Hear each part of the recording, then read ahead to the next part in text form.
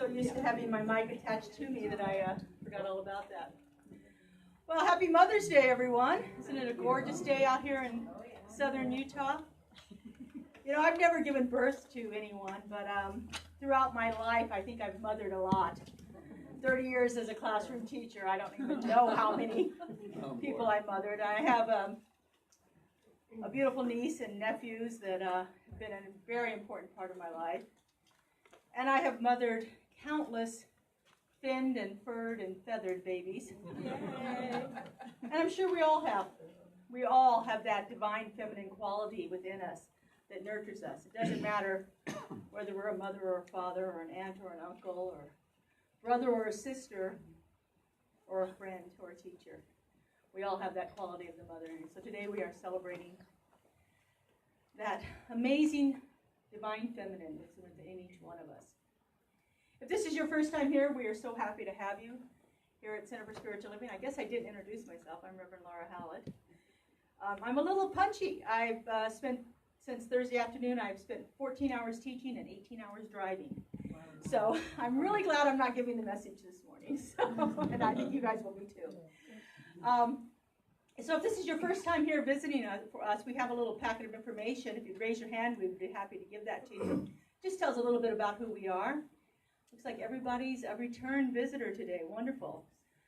Give yourselves a hand for coming back. Thank you. All right, so we're going to begin this morning like we usually do. It looks like we've got a whole crew up here today joining Cheryl and Laura. We have Marina and Jerry. So let's start off with some singing.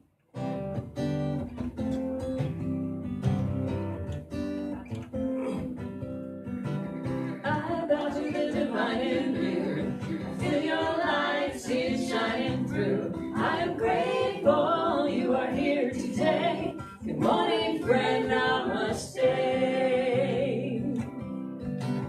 I bow to the joy in you. Feel your bliss, see it shining through. I am grateful you are here today. Good morning, friend, namaste. I bow to the love in you. Feel your heart, see it shining through. I am grateful you are here today. Good morning, friend, namaste. I bow to the truth in you. Feel your spark, see it shining through. I am grateful you are here today. Good morning, friend, namaste. Good morning, all, namaste.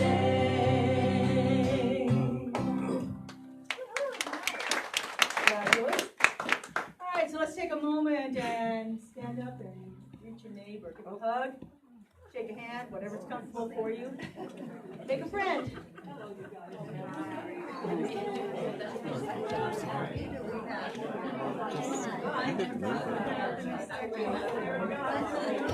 I'm performing today.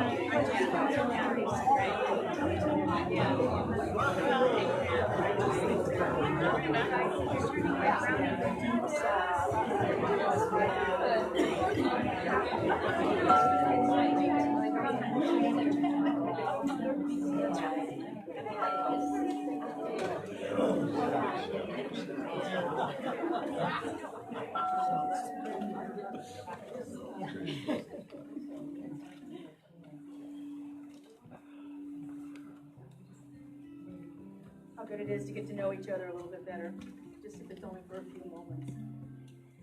And so as we enter into the little more contemplative time of our celebration, we're having our invocation. You take a moment and check your cell phone so that, unlike mine during the meditation, they won't go off.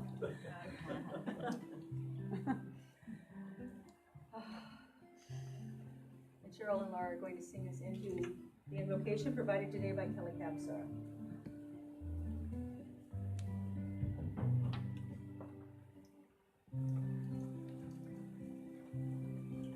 You are the face of God. I hold you in my heart. You are a part of me. You are the face of God. You are the face of God. I hold you in my heart. You are a part of me. You are the face of God.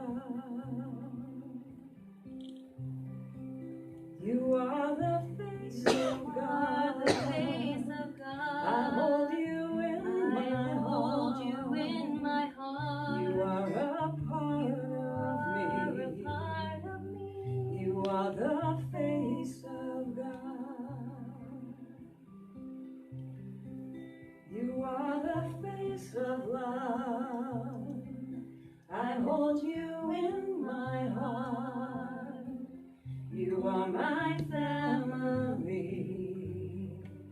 You are the face of love. You are the face of love. I hold you in my heart. You are my family. You are the face of love. You are the face of love. The face of love. I hold you in my heart. I hold you in my heart. You are my family. You are my family. You are the face of love. And so in this moment, knowing that every face before me is the face of love, is the face of God, I simply breathe in, allowing that love, allowing that peace to remind me of the very truth of my being. That as we come together in that face of love on this amazing Mother's Day, celebrating the nurturing, loving, guiding, mentoring, in whichever form it shows up, as well as the form that physically brings us into this world.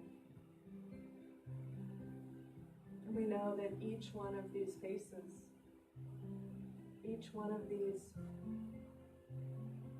places of love is the face of God.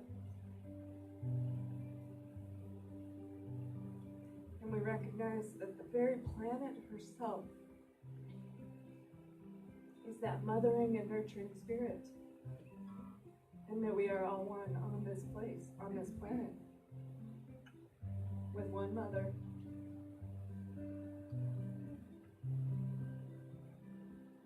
That mother of love. And so we simply breathe that in, celebrating and expanding our very presence as that. And we declare it to be good and very good. And together we say, and so it is.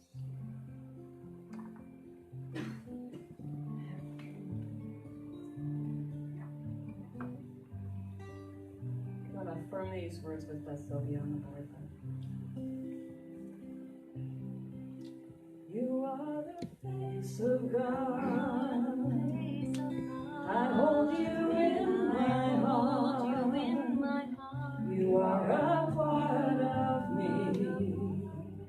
You are the face of God. You are the face of love.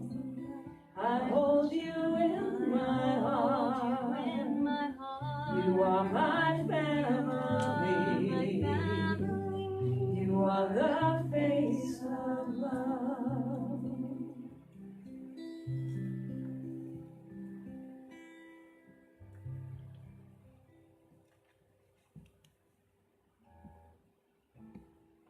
So our theme today is love thy neighbor. And I got a neighbor once, sort of a roommate. Okay, that was quick. When I became a mother, and nothing could have possibly prepared me for what was to come, of course. Don't. Okay, go ahead. Just kidding. Nothing could have prepared me what it was going to be like to be a mom, and that amazing, incredible, intense adoration and affection and just being completely rocked. And it also reminded me of my mother. And could she possibly love me like that? I don't know if we understand what that feels like until we're on the other side of it. Colleen, who wrote this amazing book, The Prophet, that I'm sure many of you know, said this about being a parent. And a woman who held a babe against her bosom said, "Speak to us of children." And he said, "Your children are not your children. They are the sons and daughters of life's longing for itself. They come through you, but not from you. And though they are with you, they belong not to you. You may give them your love, but not your thoughts, for they have their own thoughts. You may house their bodies, but not their souls, for their souls dwell in the house of tomorrow, which you cannot visit, not even in your dreams. You may strive to be like them, but seek not to make them like you. For life goes not backward, nor tarries with yesterday. You are the bows from which your children are living arrows are sent forth. The archer seeks the mark upon the path of the infinite, and he bends you with his might, that his arrows may go swift and far. Let your bending in the archer's hands be for gladness. For even as he loved the arrows that flies, so he loves also the bow that is stable." So this is a song I wrote for my daughter Gracie when she was newly born, and it's called "I Love You Like."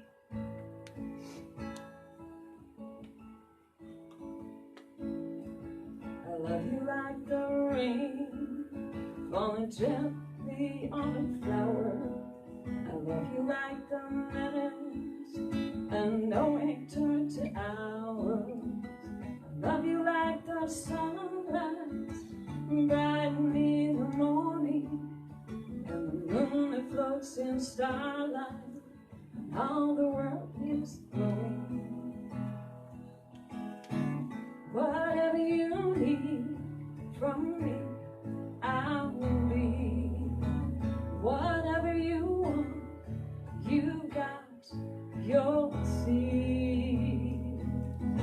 I love you like the breeze that dances where the tide goes. I love you like a faithful and ever constant shadow. I love you like a daydream on a lazy summer evening. It turns to smiles and laughter, just like cherubs singing. What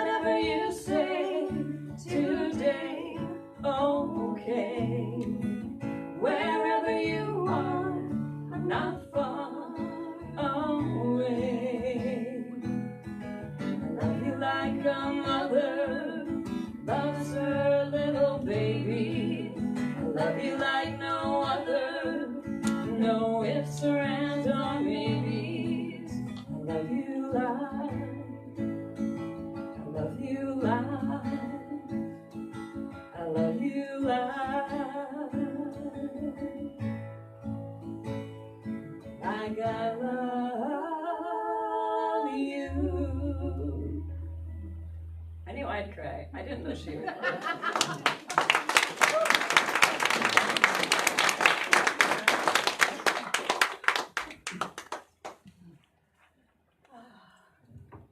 What an amazing bunch of mothers we have. So it is my pleasure to bring back those of you that may not have heard her before. One of my dear beloveds. She is a mother here. Her son is here with her today too. Her son Luke is in the back over there. He's going to sneak out early so we can go get reservations for lunch. Well, we couldn't get reservations for lunch. We're just trying to get lunch. Good luck. Yeah, anyway.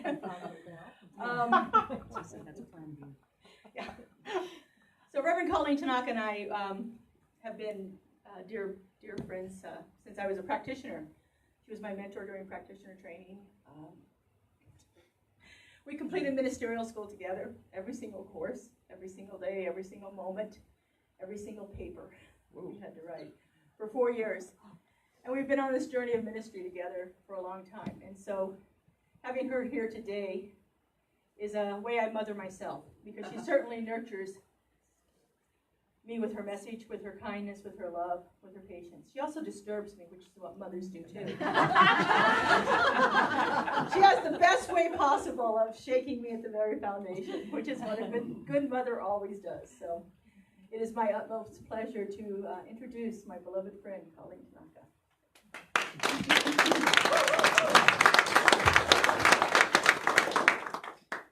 Thank you, Laura. Okay, well, super happy to be here with you today. It's been a little while. Can I make this go up, sweetie? Yeah, I just got Oh, okay. Okay. So, as you know, if you were here last week, the theme for the month of May is compassion. And Reverend Laura spoke about that last week. And the topic for today is cause and effect.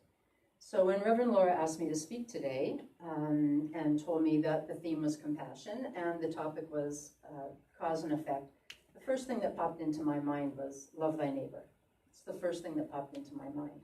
Because if we love our neighbor as ourselves, how can we not have compassion for our neighbor, right? So the cause is loving our neighbor, the effect is compassion, and so much more.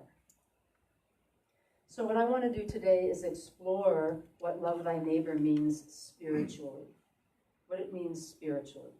So this is a little talk about practical mysticism here today. Okay, so in Matthew, we read that a group of Pharisees got together and they asked Jesus, what is the greatest commandment in the law? Now, Jesus said, love the Lord your God with all your heart, with all your soul, and with all your mind. That is the first and greatest commandment. And the second, like unto it, is love your neighbor as yourself.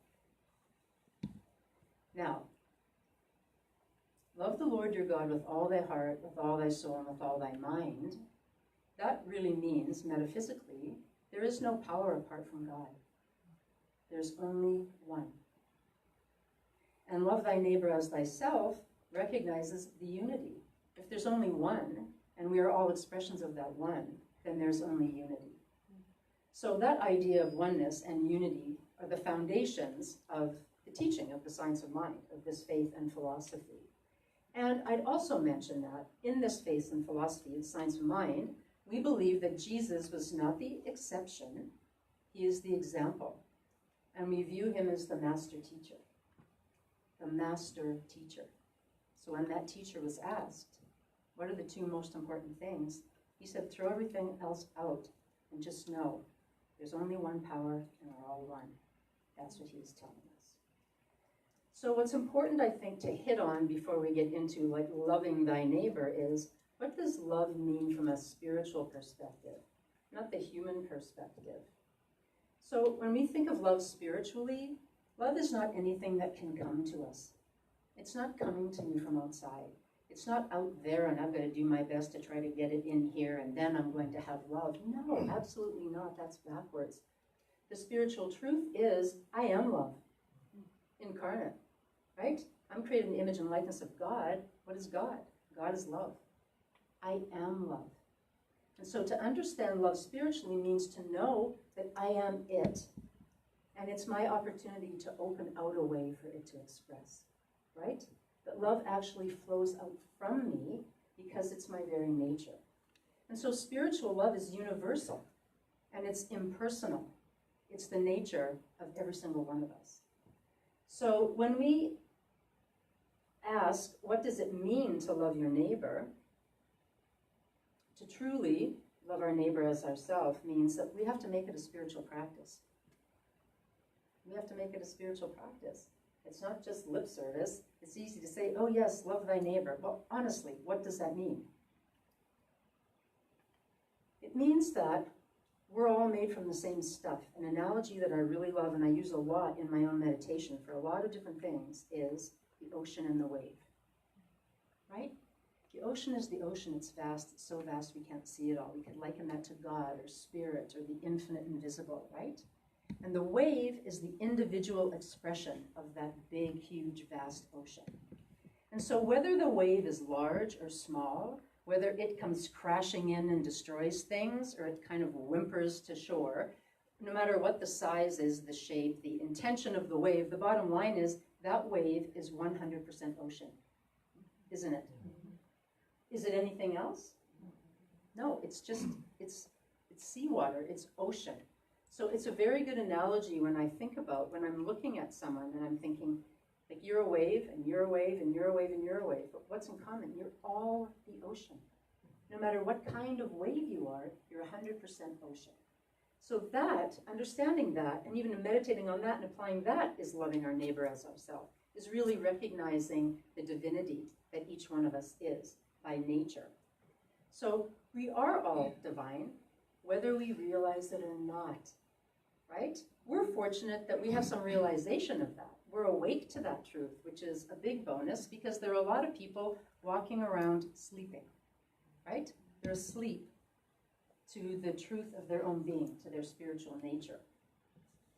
So when we talk about loving thy neighbor as thyself, spiritually, it doesn't mean that I'm refraining from gossiping about my neighbor, or I'm driving them to the doctor, or I'm mowing their lawn, or I'm helping them pick up the groceries.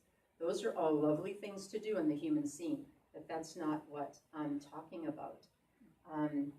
It means that I understand my neighbor, which is every person, everything, and in fact, every thought we have. That's a whole other talk, but to be pure spiritual being, God-governed, not good or bad. Now that's the important part. Not good or bad.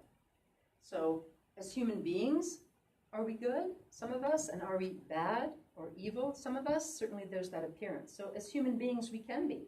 Sometimes I can be really nice. Sometimes I'm not so nice. So as a human being, that's how it rolls. But spiritually, regardless of how I'm acting or show up, I'm a child of God. Just like every other person on planet Earth is, whether they realize it or not. The question is, do I have eyes to see? Do I have the eyes to see beyond the appearance, to the pure spiritual being of every person I come in contact with? Because spiritual living, true spiritual living comes when we've risen above human good and human evil, and we realize Christ as the only identity. And when I use the word Christ, that's just another word for enlightened being, right? Love. The love that is my true nature. That is what the Christ consciousness is. So when I look around and I think Christ is the only identity, you said, right, Jesus is not the exception, he's the example. So that's true about everyone. That each one of us is the Christ incarnate. So there may be another little thing that you might have heard along the way in a group of about 10 that says, thou shalt not bear false witness against thy neighbor. Okay, so what does that mean? Bear not false witness against my neighbor. It means that we're not to hold our neighbor in humanhood. Not to look at my neighbor as a human being. Bearing false witness means that I'm looking at someone's failings. I'm seeing what's wrong with them. I'm seeing them as less than a child of God. Right? That's really what bear false witness means. That I'm seeing someone in their humanhood. So, when we think about the foundation of this faith and philosophy is that there is only one power, right? We agree that's what we all, there's only one power. And as a result of that, there can't be any other power. If you have one, you don't have another one, right? You only have one. So what is it that keeps us kind of out of that realization of that one power? What is it? It's a belief in two powers. It's a sense of separation, right? A sense of separation from God, a belief in two powers. So if we are loving our neighbor as ourselves, when I'm looking at my neighbor, when I'm looking at a person, the good that I see in them is of God. And the evil, or less than good, that I see in that person has no power. Because there's only one power. That's the spiritual truth. This is, as I said, practical mysticism here. So, when I can look at someone and realize that I'm not judging good or bad, because I know that the good that they are is of God, that's universal, just like spiritual love, right? It's universal. That's your nature. Your nature is of God, good. And that which is less than that is this human belief that you have in two powers, and as a result of that, we can experience all those various things. But that false belief truly doesn't have any power. And when I realize it doesn't have any power, that it's a nothingness, it dissolves. Does that make sense? Okay. So, when we're loving our neighbor as ourselves, we're letting go of the human conditions, and we're letting go of human circumstances, and we're holding one another in spiritual identity. It's the song that Cheryl sang. It's the beautiful invocation that Kelly gave. You are the face of God. This, loving your neighbor as yourself, is actually calling you to practice that. That you are the face of God. And those aren't just words. I have to consciously know that. And it raises me into a higher dimension of living, into spiritual living when I can actually know that and experience it and practice it. So when we practice that, we see the effect of it in our lives, right? When I'm identifying people correctly, when you hear the phrase, judge not by righteous judgments, or judge by righteous judgment means seeing the face of God in every person, right? That's right identification. Seeing people as they truly are spiritually. And so our eyes see beyond the appearance of separation, of good and evil. I like her, I don't like her. And the fact is, in the human scene, it may be somebody I don't like. And there may be someone I like a lot, but that doesn't change the fact that I can still know them as the child of God and recognize that in them. And by doing so, call that forth in them, right? Call it forth in them. So in order to love our neighbor as ourselves, we need to know the truth. That's what we need to do, know the truth about our neighbor. So I wanted to share just a couple of examples with you. When my daughter Dana was in high school, she was in a class that she didn't like. With a teacher she liked even less. So I would hear a lot about, and this is like a 17-year-old, I hate her. Like, she's the worst teacher I've ever had. Like, she's This could go on for a long time, and Luke's smiling in the back because he knows how long it could go on. Anyway, love you, Dana. Anyway, so she would be talking to me about this, was super frustrated and challenged in the class. And so then when she finishes talking, blip, blip, blip, blip, blip, and truly, I'm listening and acknowledging and validating her. And then at the end, I say, are you open to hearing any spiritual truth about this? She's like, yeah, okay. So I said to her, you think there's nothing you can do, right? You're in this class with this teacher you hate. She's a crappy teacher. You're in here, you hate it. There's nothing you can do. Well, of course that's not true. Because the most important thing I can do is what's going on in here, right? So I said, imagine you're the teacher standing up there, and you're the kid in the class, and you're looking at me thinking, I hate your guts. Really, you're the worst. I wish I was anywhere but here. What do you think that feels like on the invisible plane? Like if I was sitting here right now and you're all looking at me saying, we hate your guts. It would not be a good vibe. You know what I'm saying?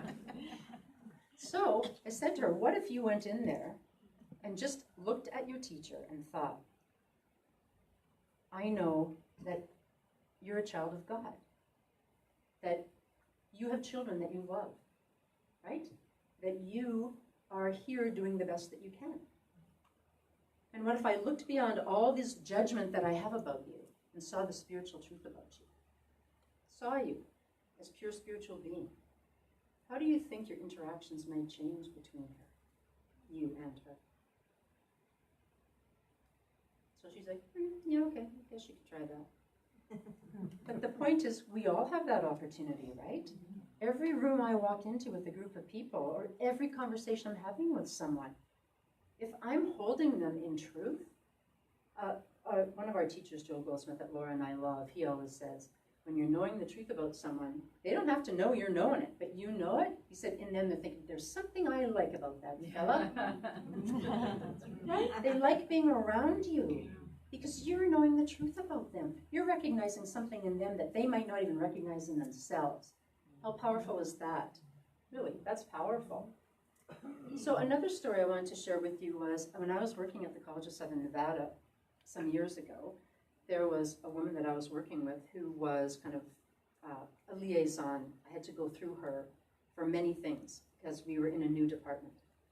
And she intentionally made it hard for us. Even said she was intentionally making it hard for us. Did not think we should exist, wasn't happy about it, was blatantly, would throw a wrench in a lot of things and make our life very miserable. And so I found myself talking out loud to her a lot in a not nice way, in my own mind, right? Anyway, it was very troublesome. And I thought, okay, I got to do something about this because I can't go on like this. It was so bad and very stressful and stirred up a lot of anger in me. And so I just sat quietly one day and I thought, you know what, Spirit, you got to help me here because I don't know what to do. I'm super frustrated. I'd like to wring her neck. So anyway, so then I would just hear, you know what, love thy neighbor. I'm like, okay, like see the God in her. Okay, well, you know what, that's super hard for me. At this point, you know, it was hard. So I closed my eyes and I thought, what can I see? Like, what can I do? Well, you know what? She's a mother. I'm a mother. I know she loves her children. She is at this job to earn money to put a roof over her children's heads. She's doing the best she can at the level of consciousness that she's at, right? Forgive them, they know not what they do. But when I found that connection, the love that I have as a mother for my children, and the love that I know she has as the mother of her children, I connected with that love. And that was the first time that it became easier for me to experience the love, to see the love that was her true nature beyond all of this external behavior. And it wasn't long after that that our departments were completely reorganized and she was out of my life. Mm-hmm. Note, I came to peace before she was moved. Mm-hmm. She never changed. I had the opportunity to know the truth and to find a way to see the love in her, to know the spiritual truth about her.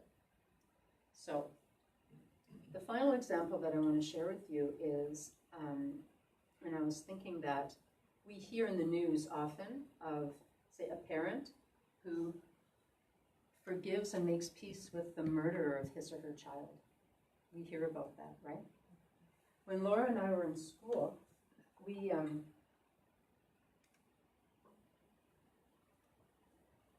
heard of the story of a young man named Tariq Kamisa. And he was a young man in college, and he was putting himself through college delivering pizza.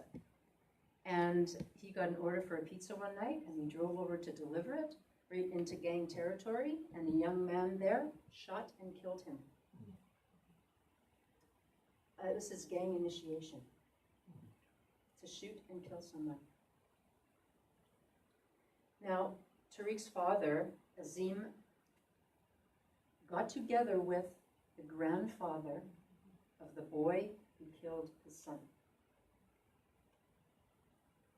And together, those two formed a foundation, the Tariq Kamisa Foundation for Stopping Teen Violence.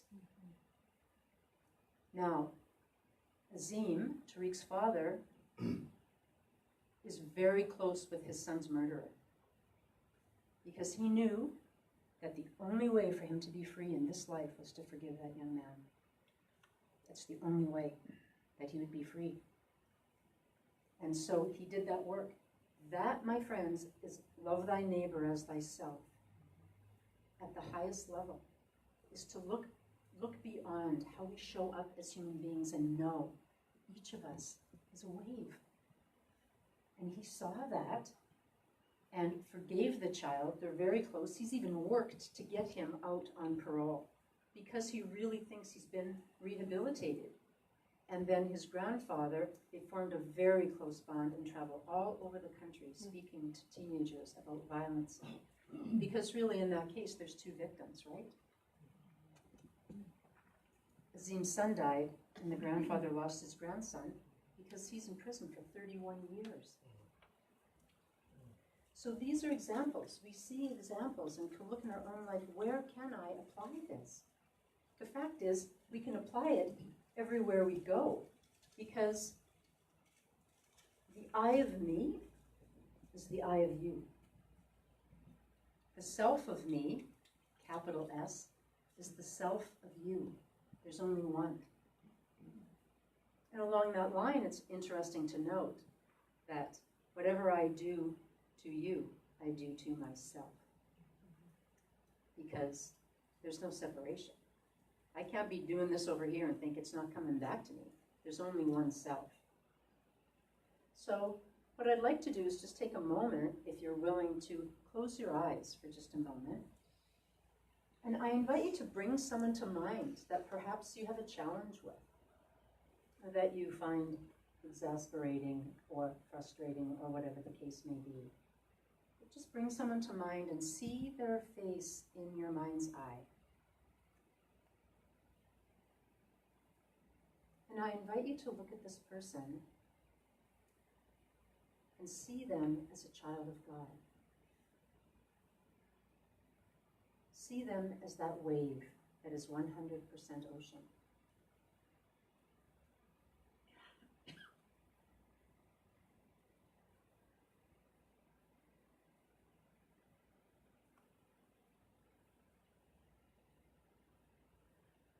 Commune for a moment with the divinity of their being.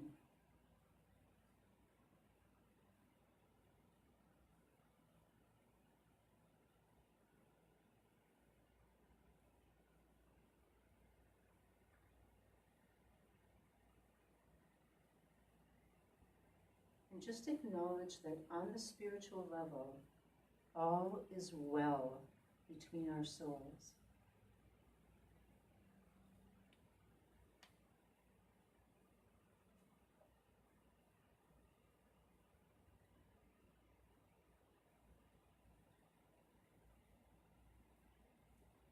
Okay, I invite you to open your eyes. When we know this truth, when we look beyond good and evil, because we know good is of God and evil has no power, and that each one of us is a child of God, we can place our faith and our trust and our confidence in the infinite invisible to do its work. And those people that are not a blessing to your life will leave. And those people who are a blessing to your life are going to come into your life in order for the highest good of both of your lives to unfold. So what I invite you to do is, on an ongoing basis, all the time, day in and day out, this is praying without ceasing. Whenever you notice that you're judging someone as good or bad, say, I know the goodness of God. I know that whatever I'm judging as bad has no power, because there is no other power. And I realize that you are a pure spiritual being. I've been practicing, even if I'm sitting at a restaurant and someone over here is like yapping too loud by the dinner and I'm starting to feel judgment, honestly, I look over and think, you know what, Christ is the only identity. That's it. Christ is the only identity. And that brings me right back into spiritual truth, and it's easier for me to kind of relax and let go of that judgment. So, when we commune with the God, the divinity, the spirit, the love in each person, we're inviting that to awaken. We're inviting that to awaken. And you can do it for a long time with someone that you might think is an enemy or a challenge until you feel that awakening. And so that's what pray for your enemies really means, right? Pray for your enemies. I was like, what does that really mean, pray for your enemies? So one way that I love to think of it is that I'm praying that their eyes, your eyes, would be open to the truth. That's it. Just have your eyes be open to the truth. So in spiritual oneness, in the actual realization of that oneness, through this spiritual practice, we find peace with one another. And heavens knows the world needs that now. And this practice makes a big difference in going that way. It truly does. So what is the principle? Love thy neighbor as thyself. It's we love friend and foe. Why? Because we're looking beyond human appearance. We're looking beyond humanhood. We forgive. The examples of Azim Kamisa. We forgive 70 times 7. That's what Scripture tells us, right? We bear not false witness. I'm not holding my neighbor in humanhood. I'm looking beyond that to the truth of their being. And judge not as good or evil. Because good is of God, evil has no power, and there is only one. So when I see through to the appearance of our divine identity, see through to your completeness as a wave, I really realize that one self is your self and my self.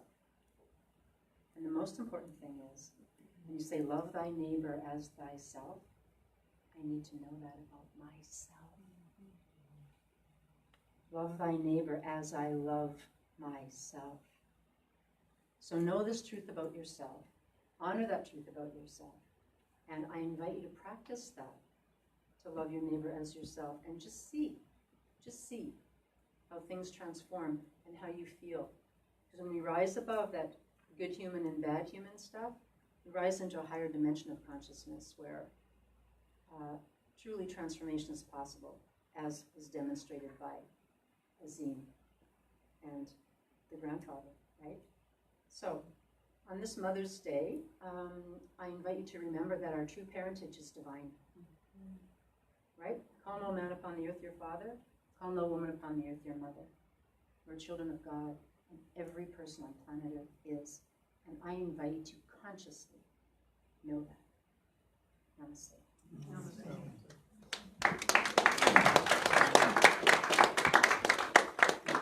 Okay, so now I invite you to close your eyes as we move into prayer.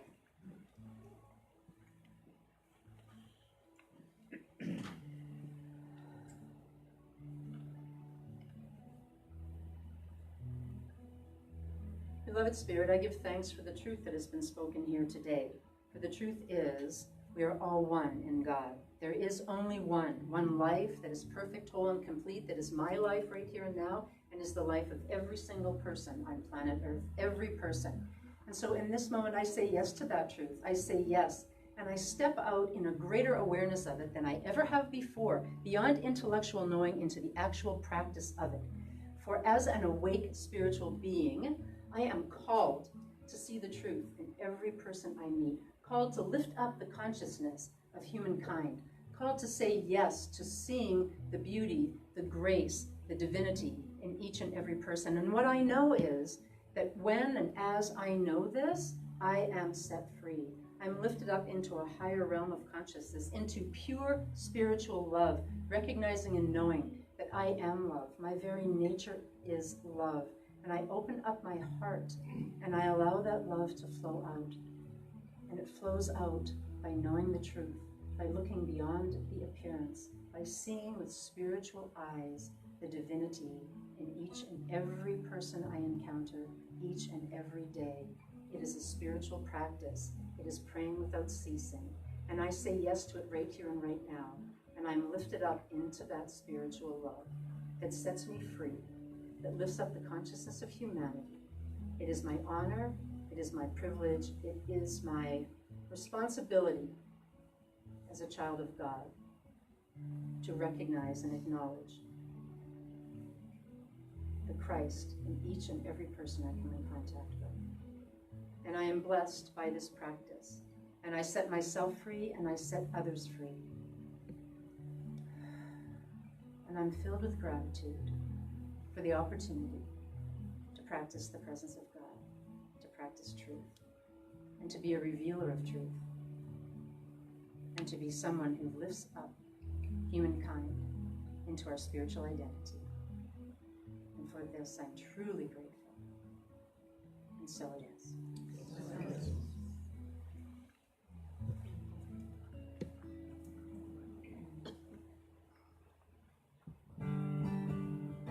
All right, we know that one thing that definitely connects us all is music. And we know you know this song. So, sing.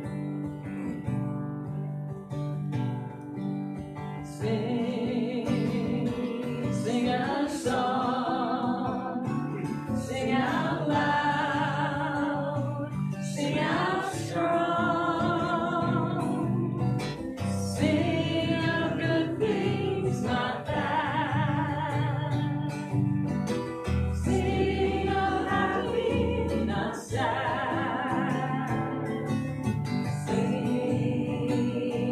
Sing a song. Make it simple to last your whole life long. Don't worry that it's not good enough for anyone else to hear. Just sing a song. La la la la la la la la la la la la la. La la la la la la la la la la.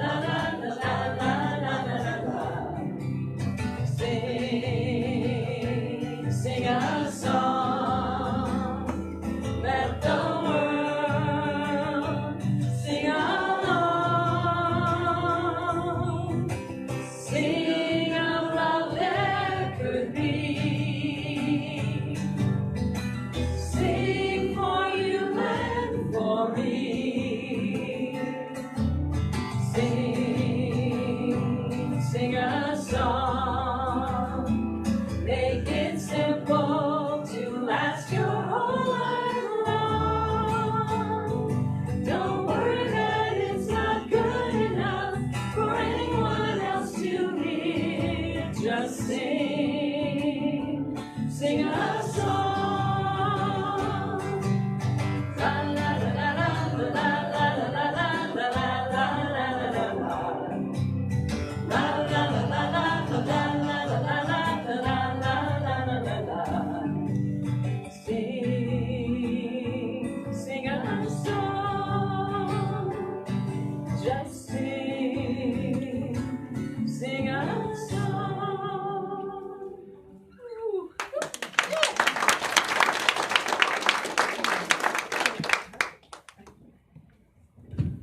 It's so cool to sit there and hear you guys singing behind me.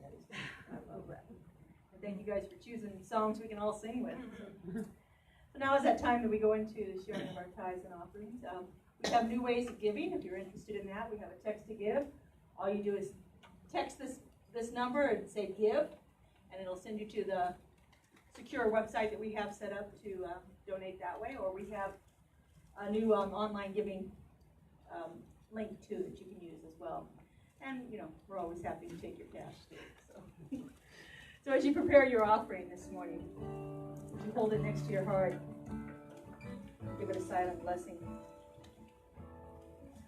Whatever way you choose to, acknowledge that the source of this is the one power and the one presence, and that all comes from that one, through us, as us.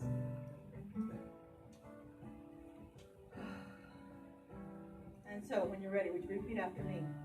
This gift I give. This gift I give Goes forth from me. goes forth from me. Does amazing and miraculous things. Amazing and miraculous things. And returns to me in kind. And returns to me in kind. Pressed down and overflowing. Pressed down and overflowing. And so it is. And so it is. Because the ground holds up my feet, because the stars shine down on me, for all of this and so much more, I am grateful,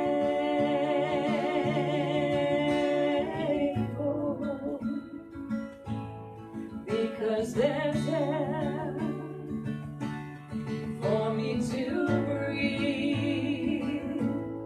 I give my thanks to every tree for all of this and so much more. I am grateful,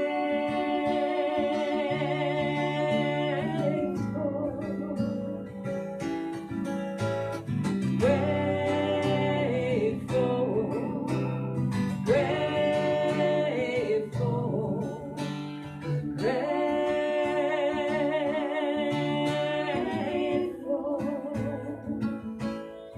because I felt right from the start the steady beat of my faithful heart, for all of this and so much more. I am grateful,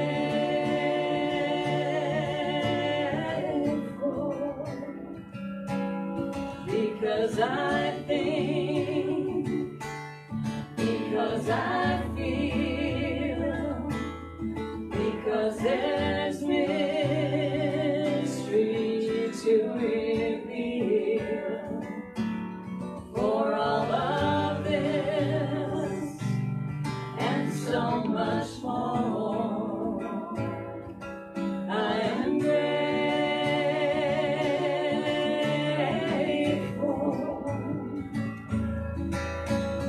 grateful, grateful, grateful.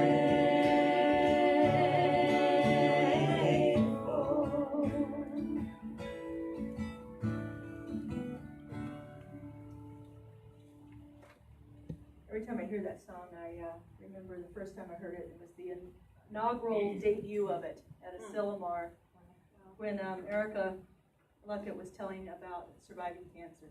And she wrote this song from it, so it always gets to me. Okay, a few announcements here. We have this coming Saturday, our community comfort and care group is going to be meeting here in the center for visioning. So if you're interested in that, would you see Mary Klein? Mary, would you raise your hand over there so you can all acknowledge Mary's? This is a group, we don't know exactly what it's going to be yet, but it's one that's going to be doing some community care and comfort for people. So I don't know what it's going to show up as yet, but that's what the visioning process is all about, to see what God's divine idea for it is. If you'd like to participate in that, come and join us. We have a spiritual mind treatment workshop on Sunday the 19th.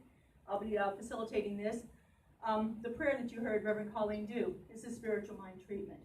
It is our form of affirmative prayer, and it's a very, very powerful way to change conditions in your life. So if you're interested in seeing how you can work through something using this process, come and join us on Sunday the 19th. It's a free workshop. So I like to do spiritual practice workshops because I want the community to be doing spiritual practices. So we are still supporting Youth Futures, which is an organization that provides housing for homeless teens from 12 to 18. And so we're collecting some different food products and so forth. Did you find out last week if they still need more gardening tools, Tatis? Little bit, yes. Yeah, so if you still have, they're looking for gardening stuff. They're setting up a garden in their facility there for the children there to be working with. So, you know, lots of different foods that kids eat. So you can donate anything. We have a box in the lobby, and we take it over there each week. Our new chair campaign, we're up to 30% of our chairs funded right now, so we're still collecting for that.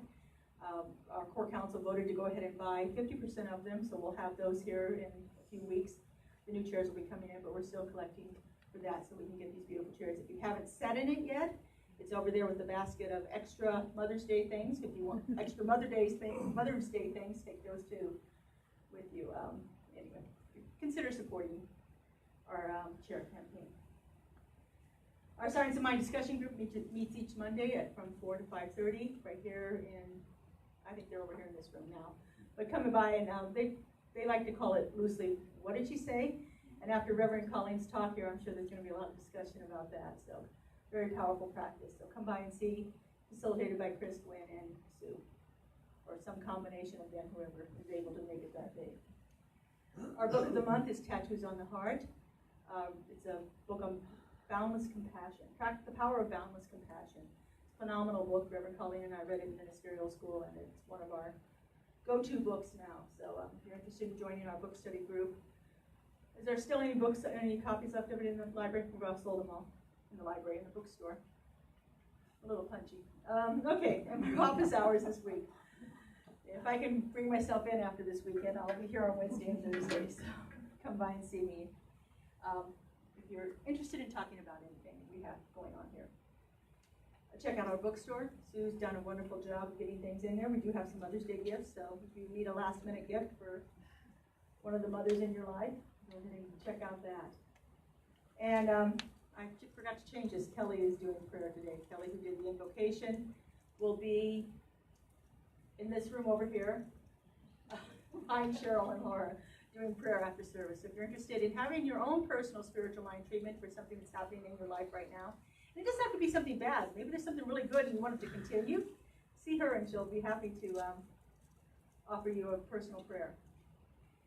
And we have coffee and goodies, and I smelled brownies in it. It smelled fabulous.